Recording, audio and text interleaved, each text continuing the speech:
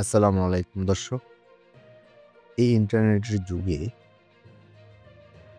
এখন সবাই কিন্তু ফেসবুক থেকে যে ইনকাম হচ্ছে, যাদের মনিটাইজেশন পেয়েছেন তারা রিলস, ভিডিও এবং কনটেন্ট দ্বারা ভালোই ইনকাম করতেছে।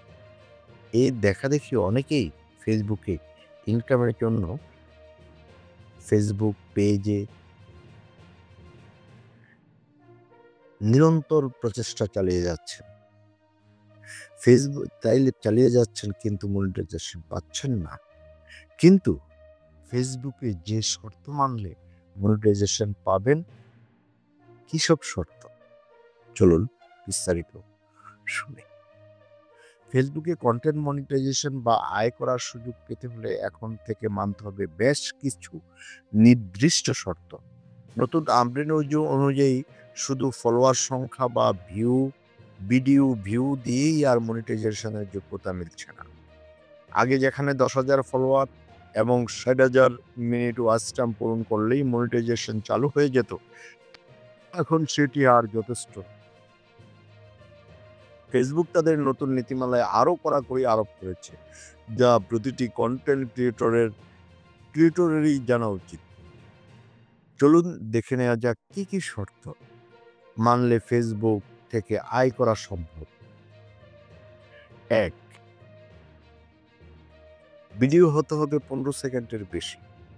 আপনার কন্টেন্ট যদি রিল বা শর্ট ভিডিও হয়, সেটিও কমপক্ষে 15 সেকেন্ডের হতে হবে। এর কম হলে ফেসবুক সেই ভিডিওকে মনিটাইজ করার অনুমতি দিবে না।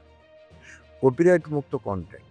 ভিডিওতে অন্য কারো ভিডিও ক্লিপ, সাউন্ড এফেক্ট, গান বা যে কোনো থার্ড পার্টি উপাদান ব্যবহার করা যাবে না। করলে কপিরাইট ভঙ্গের অভিযোগে মনিটাইজেশন বাতিল হয়ে যেতে পারে। ব্র্যান্ডেড কন্টেন্ট থেকে আয়ের সুযোগ নেই।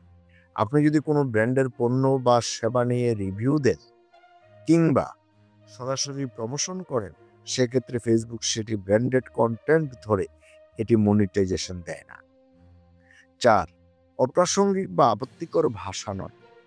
যে কোনো গালিগালাজ, সহিংস, প্রাপ্তবয়স্ক বা কমিউনিটি স্ট্যান্ডার্ড বিরোধী ভাষা ব্যবহার করা হলে সে কন্টেন্ট মনিটাইজেশন যোগ্য থাকবে না।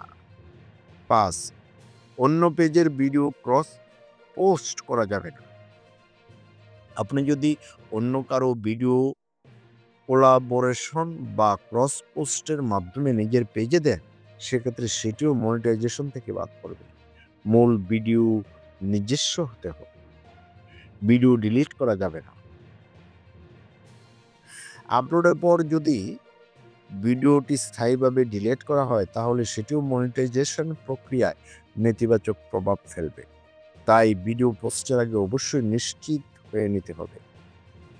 অ্যাড ডিজেবল করা যাবে না।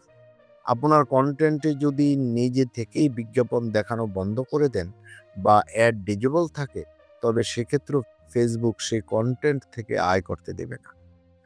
আর থার্ড পার্টি অ্যাপ দিয়ে এঙ্গেজমেন্ট বাড়ালে বিপদ। অনেকেই থার্ড পার্টি অ্যাপ, সাইট বা ফলোয়ার ভিউ বাড়ানো সার্ভিস ব্যবহার করেন। ফেসবুক এসব অর্গানিক না হওয়া এঙ্গেজমেন্ট শনাক্ত করতে পারলে মনিটাইজেশন চিরতরে বাতিল করতে পারে। মনিটাইজেশন পেতে চাইলে কি করবেন না? ভিডিওতে অন্যের গান বা দৃশ্য ব্যবহার করবেন না। ভুয়া এঙ্গেজমেন্ট বাড়াবেন না। ব্র্যান্ড প্রমোশন গোপন করে করবেন না। বিতর্কিত বা কমিউনিটি স্ট্যান্ডার্ড লঙ্ঘনকারী ভাষা ব্যবহার করবেন না। একই ভিডিও একাধিক পেজে কোলাবোরেশন করে পোস্ট করবেন না। কি করবেন? নিজের তৈরি ভিডিও পোস্ট করুন। নিয়মিত মৌলিক কন্টেন্ট দিন। কমিউনিটি গাইডলাইন মেনে চলুন। সঠিকভাবে পেজ মেনটেন করুন।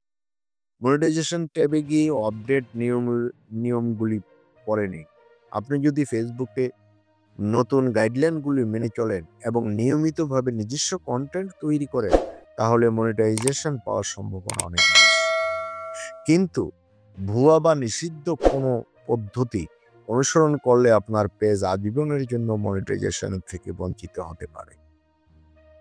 তাই দর্শক, যারা কন্টেন্ট ক্রিয়েটর আছেন তারা সাবধান। আজ এ পর্যন্তই দর্শক, ভালো থাকবেন। আল্লাহ হাফেজ।